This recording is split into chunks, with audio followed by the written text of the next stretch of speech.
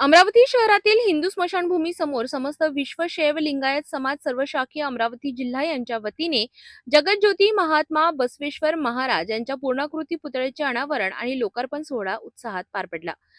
या ऐतिहासिक सोहळ्याला पब्र 108 वेदांताचार्य जगद्गुरु श्री सिद्ध चैतन्य शिवाचार्य महाराज, महाधिपती जगद्गुरु श्री प्रसिद्ध मठ संस्थान साखरखेडा जिल्हा बुलढाणा तसेच पब्र 108 सद्गुरु श्री शिवशंकर शिवाचार्य महाराज, महाधिपती श्री गंगाधर स्वामी निर्देश मठ संस्थान नेरपंगडाई जिल्हा अमरावती यांच्या शुभ हस्ते पुतळ्याचे अनावरण करण्यात आले।